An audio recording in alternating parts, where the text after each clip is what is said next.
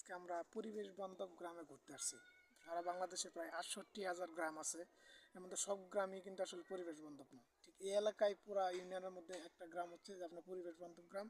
এই গ্রামের নাম হচ্ছে সুন্দরী পাহাড় এলাকা, সুন্দরী পাহাড় গ্রাম। পরিবেশ বান্ধব এটা এই সরকারের পক্ষ থেকে এটা পরিবেশ বান্ধব গ্রাম ঘোষণা করেছে। এই কারণে আপনারা একটু গ্রাম দেখলেই বুঝবেন। চল ভাই, এই গ্রামের আগে চারপাশটা একটু পরিষ্কার পরিচ্ছন্ন একটু ঘুরে দেখান।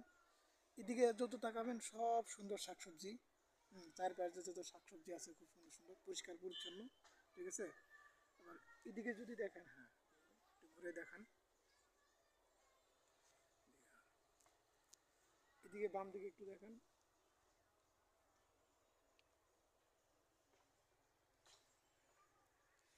পিছনে ইন্ডিয়া পাহাড় পাহাড় দেখেন, সুন্দর পাহাড়।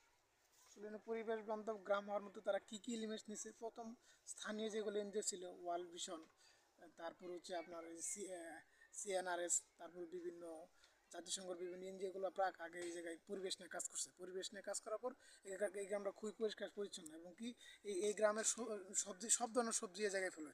প্রথম প্রথম এনজিওগুলো তাদেরকে সবজি উৎপাদনে সহায়তা করতো। এখন আপনারা দেখলে বুঝুন চারপাশে শুধু সবজি আর সবজি ফেলবে দেওয়া যায় না।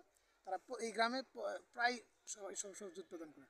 একদিকে যেন পরিষ্কার পরিচ্ছন্ন সবজি উৎপাদন উন্নত, এবং এই জায়গায় হচ্ছে যে আপনার এই বাল্য বিবাহটা খুবই কম। তারপরে যে শিক্ষার হারগুলো ভালো, এবং ঝরে যাওয়া শিশুর সংখ্যা এই জায়গায় কম, এবং এই জায়গায় মারামারি কেস মামলা পারিবারিক সৌহার্দ্যগুলো খুব বেশি। এই কারণে সব মিলে এই গ্রামকে একটা পরিবেশ বান্ধব গ্রাম হিসেবে ঘোষণা করছে সরকার।